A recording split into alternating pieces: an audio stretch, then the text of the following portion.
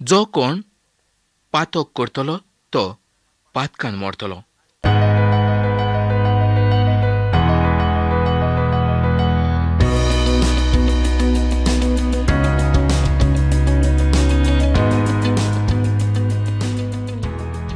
मोगाळ बाबरांनो, पोरण्या कोर्राच्या नेहेमिया ह्या पुस्तकाचे आमी शिकप करतात.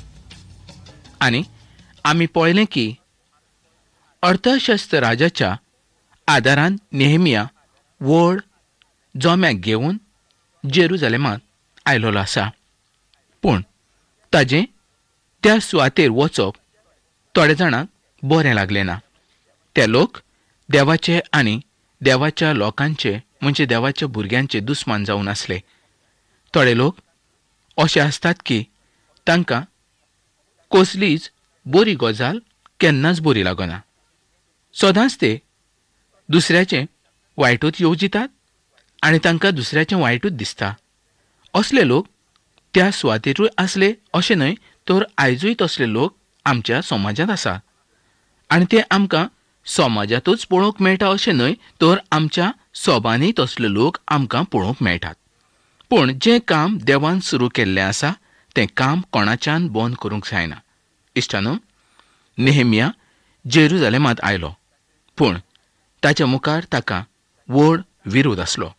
तर ताणें उपरांत कितें केलें हें आमी पळोवया. नेहेमियाचें पुस्तक 2 आविसर आनी 11वी ओळ. नेहेमिया म्हणटा, हांव तर जेरुजालेमांत आयलो. तो चड कांयच उलयना. जेरुजालेमांत कितें घडटालें हें पळोवचे पसत तो रातीच्या वेळार काळखान कोण ना त्या सुवातेचेर वचून पळयतालो. सगळे कडेन तो भोंवलो. जेरुजालेम कशें आसा हें ताणें पळयलें, कारण ताका तें पळोवंकूच जाय आसलें. नेहेमियाचें पुस्तक 2 आविसर 13वी आनी 14वी ओळ. जेन्ना नेहेमिया त्या सुवातेवेल्यान वेतालो, त्या सुवातेर पडलेल्यो वणटी आनी फातर ताका आडकोळ अशी जावंक पावली.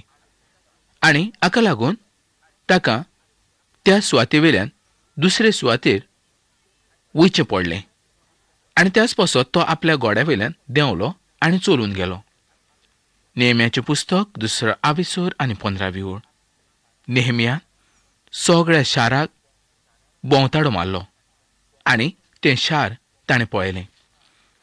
नेहेमियाचें पुस्तक 2 आविसर आनी 16वी ओळ. नेहेमियान काम करता आसतना व्हड जाणवां उपेगान हाडलेली आसली. इश्टानो, नेहेमिया देवाची सेवा करचे पसत जेरुजालेमांत आयलोलो आसलो. आनी त्या वेळार ताजें सगळें वागणें हुशारकायेन अशें जावन आसलें. म्हणजेच व्हड चतुरायेन तो वागूंक लागलेलो आसलो. ताणें तें शार बरे तरेन पळोवन घेतलेलें आसलें. आनी तें शार पळोवन घेतल्या उपरांत ताणें आपणाच्या कामाचो अंदाज घेतलेलो आसलो. आनी उपरांत ताणें काम करूंक सुरवात केल्ली आसली. ताणें ताच्या पयलीं लोकांक आपयलें आनी तांची सभा घेतली. नेहेमियाचें पुस्तक 2 आविसर आनी 17वी आनी 18वी ओळ. नेहेमियान जेरुजालेमाच्या सुवातेर आसलेल्या अधिकाऱ्यांक सोबेक म्हणजे बसकेक आपयल्ले आसले. आनी देवान आपणाक कसो आदार केलो, आपूण जेरुजालेमांत कित्या पासत आयलो, हें सगळें ताणें जेरुजालेमाच्या अधिकाऱ्यांक सांगलें. ताणें पयलींच सगळें पळयल्लें आसलें आनी त्या सुवातेर कशी परिस्थिती आसा हें ताणें समजून घेतलेलें आसलें. तो त्या अधिकाऱ्याक म्हणटालो, आमी हें काम करुया. देव आमच्या सांगात आसा. आनी ताज्या ह्या कामाक तांणी तेंको दिलो. ताणें म्हटलें, चलात आमी उठोन बांदकाम करुया, म्हणजेच बांदकामाक आरंभ करुया. इश्टानो, नेहेमिया एक खऱ्यांनीच बरो मनीस जावन आसलो. तो देवाच्या उतरा प्रमाणे चलणारो जावन आसलो. ताणें बऱ्या कामा पासत आपणाचे हात मुखार केले. तो सादो आनी एकदम बरो असो मनीस जावन आसलो.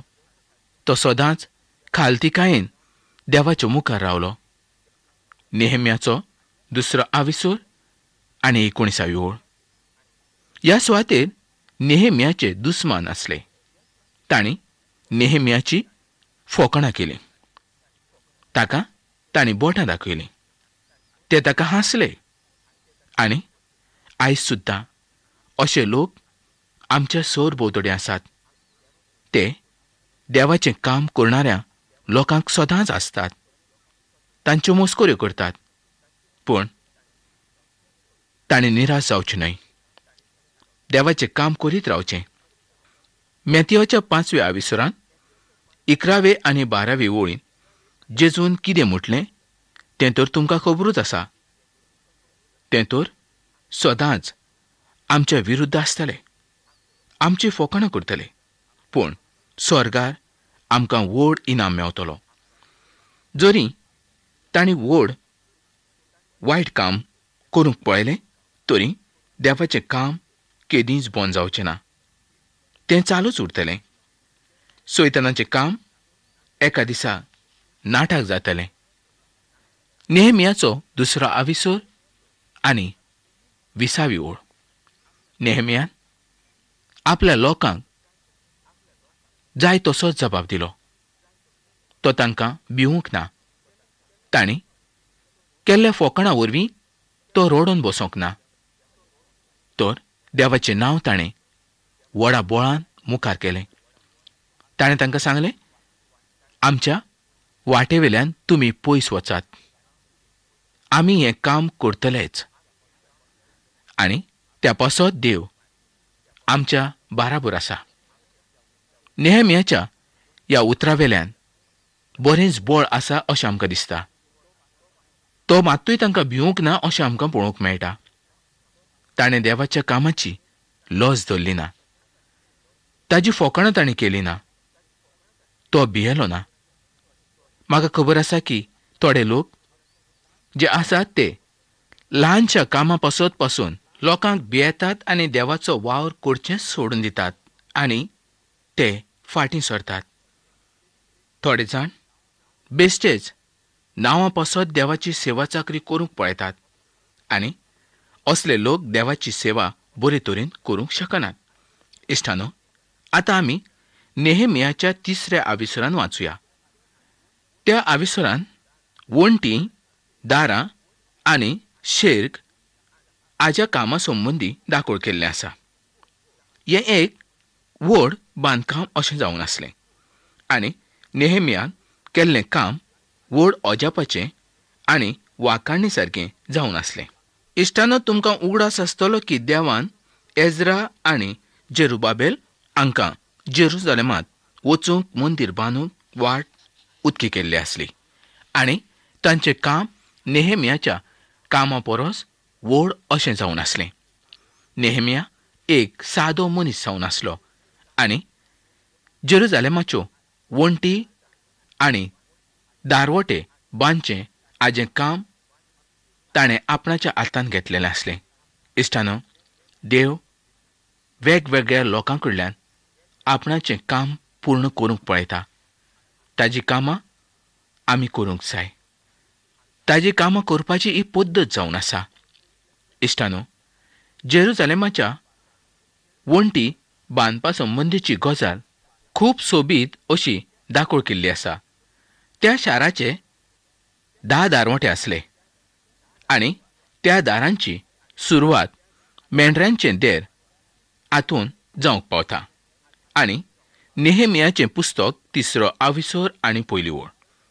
ह्या मेंढऱ्या दारवट्या पासून त्या शाराक सुरवात जाता आनी दोनया जेजू क्रिस्तान ह्याच दारवट्यांतल्यान जेरुसलेमांत प्रवेश केल्लो आसलो.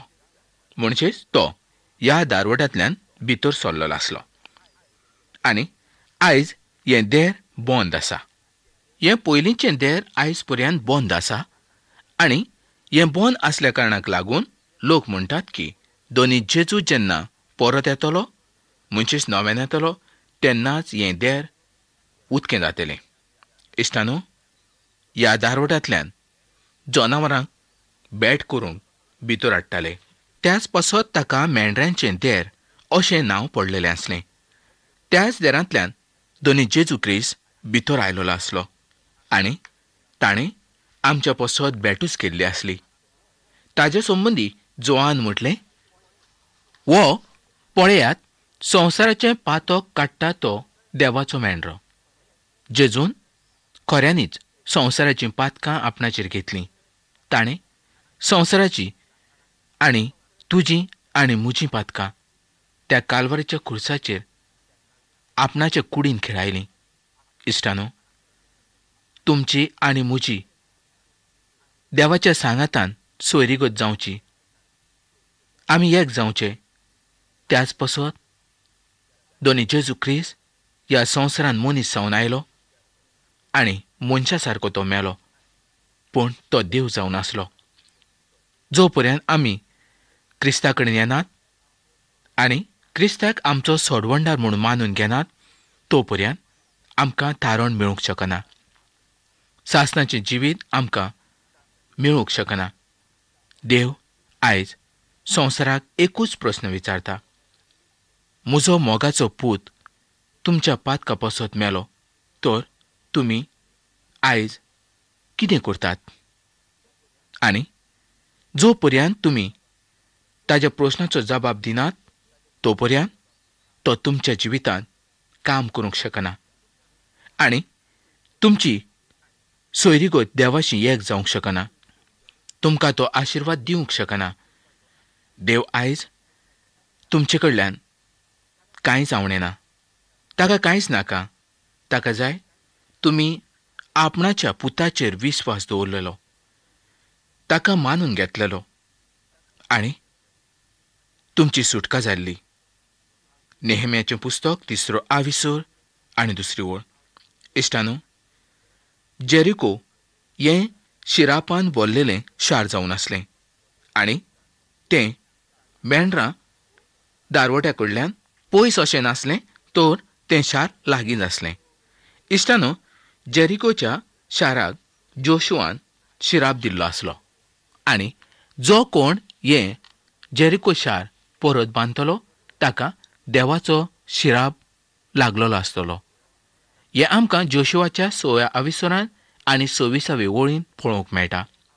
आनी आहाबाच्या काळार हें शार एका मनशान परत बांदलें आनी ताजें कितें जालें आनी तो कसो मेलो, ताच्या भुरग्या बाळाचेर कसो शिराप आयलो, हेंच आमकां जोशुआचें पुस्तक दाखोळ करता. तें शिरापाचें शार अशें जावन आसा. मोगाळ बाबड्यानो, तुमी आनी हांव आयज असल्या संवसारान आसात की हो संवसार पातकाक लागून शिराप पडलेलो असो जावन आसा. हांव तर ह्या संबंदी तुमकां कांयच सांगूंक सोदिना. तर तुमी खूद जाणां जावंक जाय की तुमच्या सोर भोंवतणी कोण आसा, कसले लोक आसात, तांचें वागणें कशें आसा आनी तांचे भितर तुमकां कितें बरें दिसता. आयज खूद मनीस आपणाचेच प्रस्न सोडोवंक शकनात. आयज मनीस इतलो पातकान बुडोवन गेल्लो आसा की ताका सोजमना मुखार कितें करूं. एजेकियेलाचें पुस्तक 18 आनी 4 वळ आमकां सांगता, जो कोण पातक करतलो तो पातकान मरतलो. इश्टानो, आयज आमी असल्याच काळार आसात. आमच्या पातकान आमी बुडोवन गेल्ले आसा. आयज तूं तुकांच पळय, तुज्या भितर कसलें पातक लिपलेलें आसा हें तूं पळय. नेहम्याचें पुस्तक 3 आनी 3 वळ. मोगाळ बाबड्यानो, त्या काळार नुस्तें खाणारे जायते लोक आसले आनी ह्याच देरांतल्यान नुस्तें घेवन ते भितर येताले. हें देर नुस्त्याचें देर म्हूण वळखताले आनी तें वळखुपाक चड कठीण नासलें, कारण त्या सुवातेचेर नुस्त्याचो वासूच येतालो. वो नुस्त्याचो दारवटो अशें ते ताका कित्याक म्हणटाले, तर हें जावन आसा दोनया जेजू क्रिस्ताचें चित्र. कारण दोनूय जेजू क्रिस्तान आपणाच्या फाटल्यान येणाऱ्या शिसांक कितें म्हटलें हें तुमी नकळत. तर दोनूय जेजू क्रिस्तान तांकां म्हटलें, तुमी मनशांक दवरपी खारवी जावन आसात.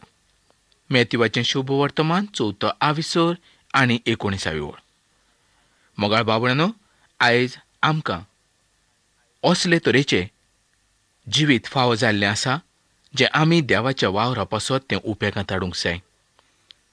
ना तर ह्या संवसारांत आमी थोडो काळ जियेले, बरें खाल्लें, बरें जेवले आनी एक दीस मरण गेले, कितें फायदो जातलो? देवाचें उतर आमी आमच्या काळजांत घोट दवरूंक जाय. नेहमियान देवाचो वावर कसो केलो, एजरान देवाचो वावर कसो केलो, दानियेलान देवाचो वावर कसो केलो, हें आमकां सगलें ह्या स्वातीचेर पळोवंक मेळटा.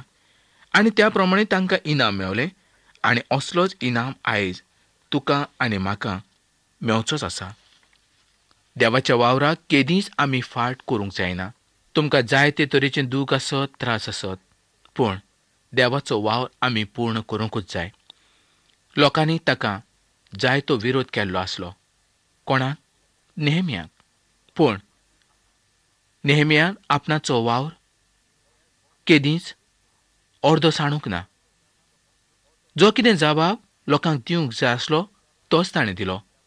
पूण देवाचो वावर लोकांच्या विरोधान बंद जायना, तो थांबना. लोकांनी जरी व्हड प्रयत्न केले, जशें आयज सोर भोंवतणी आसलेले लोक आमकां विरोध करतात त्या प्रमाणे नेहमियाकूय विरोध आसलो. पूण नेहमिया भियेलो ना. तो आपणाच्या येवजणेन चल्लो ना. ताणें देवाची येवजण घेतली. देवानूच ताका चलयलो. देवाचें उतर ताचे थंय आसलें. सादो मनीस आसलो. तो बागनार नासलो. पूण साद्या मनशाकूच देव आयज आपणाच्या कामां पसत उपेगांत हाडटा. आपणाची कामां तुज्या आनी म्हज्या सारक्याच मनशा उरवीं देव पूर्ण करूंक पळयता. देवाचें काम आमी अर्दें साणूंक शकता. देवाचो वावर आमी सोडूंक शकता. इश्टानो, हाजो जबाब कितें आसा? आयज जर आमी देवाच्या उतरा पासून बरेच पयस गेले तर नुकसाण कोणाक जातलें? देवाक? ना. नुकसाण तुका आनी म्हाकाच जातलें. देवाचे आशिर्वाद जे तुका आनी म्हाका फावो जावचे आसले ते आमकां फावो जावचे ना. खरेंच देवान तुजो आनी म्हजो मोग कितलो केलो हें तर तूं जाणा. ताणें आपल्या खाशा मोगाच्या पुताक एकलोच, जो ओरोमबाग आसलो, जो ओरोम जावन आसलो, तोच कुडीच्या रुपान ह्या संवसारान आयलो. कोण तो? दोनी जेजू क्रिस्त. जेजू क्रिस्तान तुजी आनी म्हजी पातकां त्या कालवारीच्या कुर्साचेर वेली. आमी पातकान मरचे न्हय. आमकां सासणाचें जिवीत मेळचें. जरी आयज तुका आनी म्हाका सासणाचें जिवीत मेवलें, देवाच्या उतरा प्रमाणे जरी आमी चलता, तरीय आसतना आमच्या थंय आजून जायत्यो चुको लिपलेल्यो आसात. जायतीं पातकां आजुनूय आमच्या काळजान लिपलेलीं आसात. जायत्यो वायट कोडण्यो आमच्या जिवितान भरलेल्यो आसात. केन्ना म्हूण त्यो सगल्यो तूं सोडून दितलो? मोगाळ बाबड्यानो, आयज दोनी जेजू क्रिस्त आयलो. तुजी दशा कशी जातली? जें आयज आमच्या जिवितान वायट आसा तें आयजूच आमी सोडून दिवया. देवाच्या उतरान वाडुया. देवाचो मोग घेवया. देवाचो आशिर्वाद घेवया. देव सदांच आमच्या सांगाता आसा. इश्टानो, हांव जाणा तुमकां जायते तरेचें दूख आसा, त्रास आसा, व्हड संकश्टांतल्यान तूं वेता. पूण भियेनाका. देव तुज्या सांगाता आसा. देव तुजी मागणी आयकता. आयज तुजी कसली मागणी आसा आनी हांवें तुज्या पसत देवा लागीं कितें मागचें? आयजूच चीड बरय आनी तूं म्हाका कळय. तर इश्टानो, ही कार्यावळ आमी हांगा सोंपोवया आनी फुडल्या कार्यावळींत आमी परत मेळुया.